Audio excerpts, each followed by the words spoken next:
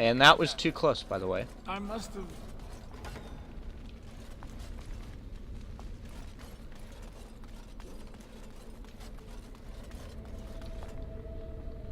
Can't unlock. Okay. Pretty much right now what we're doing is grabbing powers to be able to use to get through stuff in this game.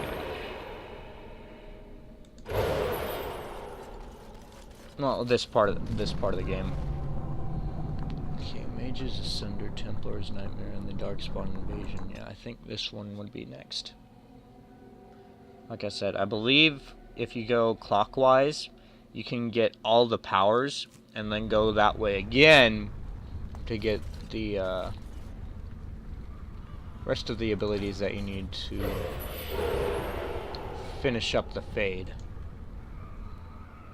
Which, by the way, is incredibly annoying.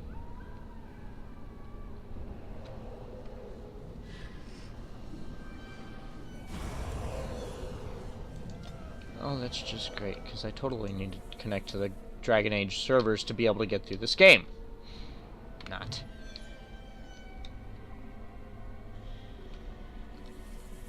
Hierarchy of the Circle. It is no simple matter safeguarding ordinary men from mages and mages from themselves.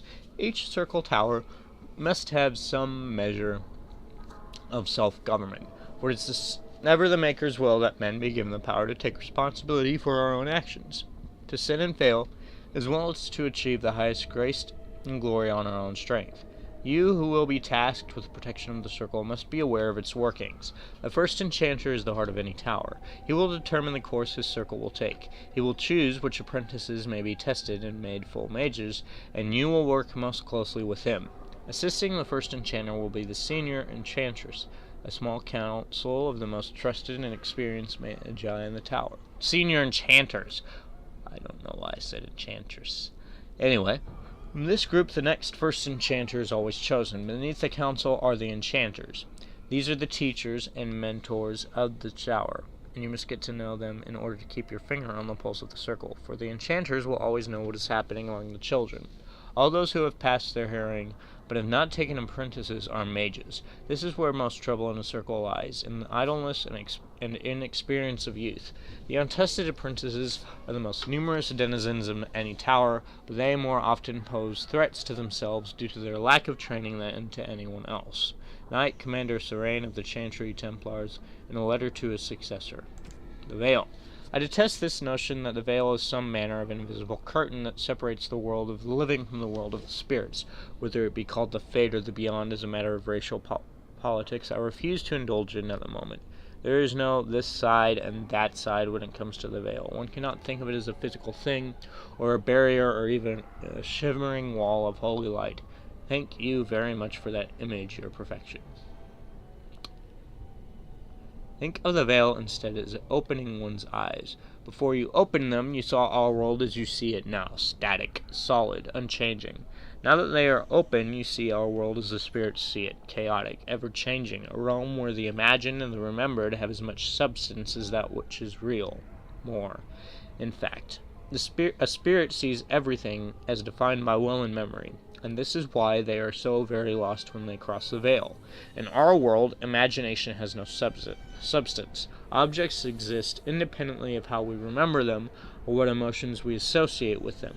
Mages alone possess the power to change the world with their minds, and perhaps this forms the nature of a demon's attraction to them. Who can say? Regardless, the act of passing through the veil is much more about changing one's perceptions than a physical transition. The veil is an idea, is the act of transition itself, and is only the fact that both living beings and spirits find the transition difficult that gives the veil any credence as a physical barrier at all. From Dissertation on the Fade as a Physical Manifestation by Marino, Senior Enchanter of the Minrathos Circle of Magi, 655 Steel. And controls apparently have another thing. Burning Man Form, Blot Helpers, Fade, Shape-Shifting, Specialization, Ship's World, Map, Stealth. Why there's no one about the mouse form?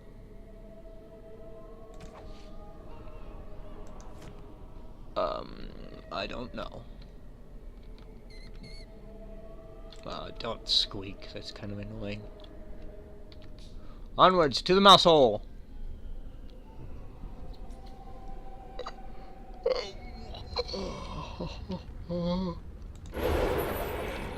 Away we go.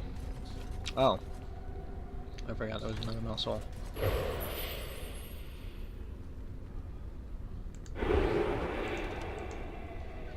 Into this one. Oh, this racket is going to drive me mad. Do something about it. Oh, just stuff some wool in your ears. I don't hear anything. Oh. Hi, guys. Now then. Had enough of this noise.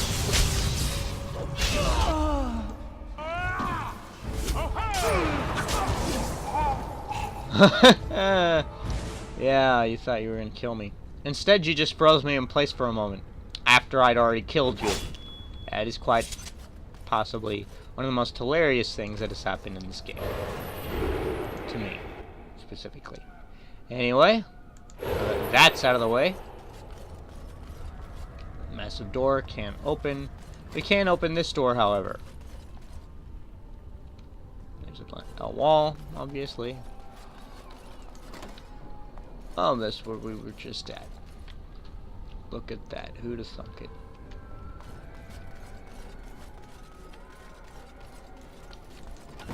Hi, hello.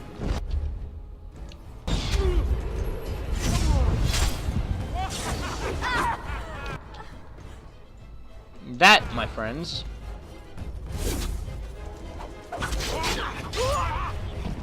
is how you deal with uppity mages. This we cannot get without a different form, which I believe we're going to get in this area of the Fade. History of the Circle. It is a truth universally acknowledged, and nothing is more successful at inspiring a person of mischief as being told not to do something. Unfortunately, the Chantry of the Divine Age had some trouble with obvious truths. Although it did not outlaw magic, quite the contrary, as the Chantry relied upon magic to kindle the eternal flame which burns in every brazier and every chantry, it relegated mages to lighting candles and lamps, perhaps occasional dusting of rafters and eaves. I will give my readers a moment to contemplate how such a role satisfied the mages at the time. It surprised absolutely no one when the mages of Valroyo, in protest, snuffed the sacred flames of the cathedral and barricaded themselves inside of the choir loft. No one, that is, but divine Ambrosia II, who was outraged and attempted to order an exalted march upon her own cathedral. Even her most devout Templars discouraged that idea. For 21 days, the fires remained unlit while negotiations were conducted, legend tells us, by shouting back and forth from the loft. I apologize for hitting the microphone again. I need to stop that. The mages went cheerily in exile in a remote fortress outside of the capital, where they would be kept under the watchful eye of the Templars and a council of their own elder magi. Outside of normal society and outside of the Chantry, the mages would form their own closed society, the Circle, separated for the first time in human history. From Of Fires, Circles, and Templars, A History of Magic in the Chantry by Sister Petrine, Chantry Scholar. Quite funny, actually. Not much else that can be said.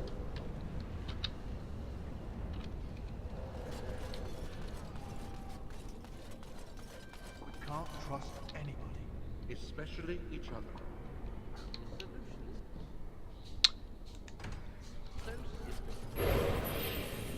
Kill everyone. How delightful. Oh, crap.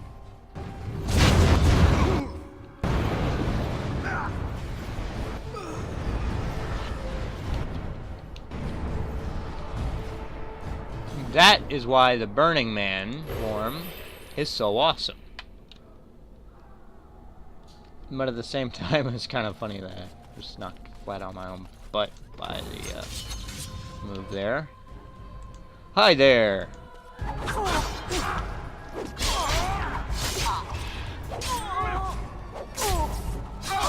No, you didn't take any damage, unfortunately.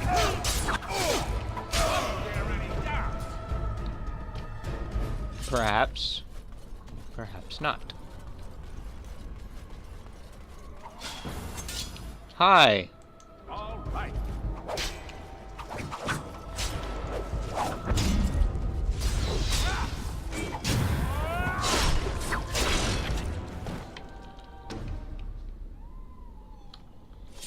Onwards. Why was I slowed there? And this is why we have this guy. Onwards.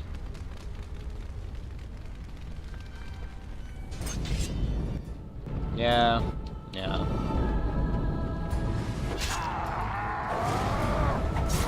And the only way I'm doing that, the only reason I'm doing this is because I'm immune to them in this form. Ha! Wait for it. There you guys are.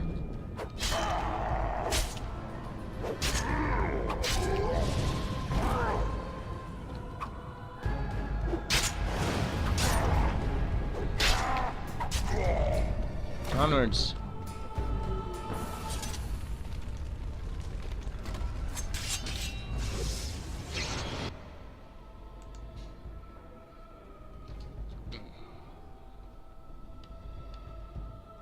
It's much easier to blast him like this.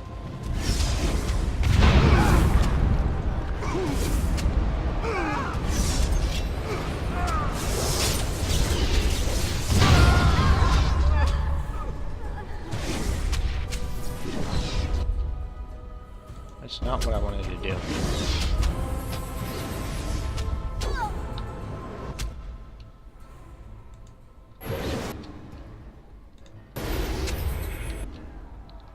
That was way too close.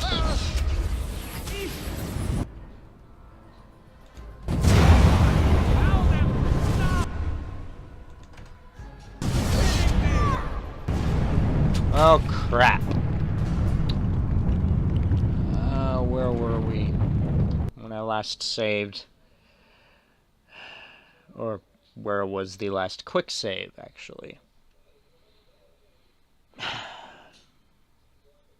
I got too confident. Too cocky. See? Way too confident and cocky. Not good. I think I'll call it a day for now. I've got other things I've got to do today. But I figured I should get some recording done. Otherwise, I was gonna not have any videos to upload at all for a while. So, there you go. Hope you have a great day, or night, or whatever time you're watching this. Thanks for watching.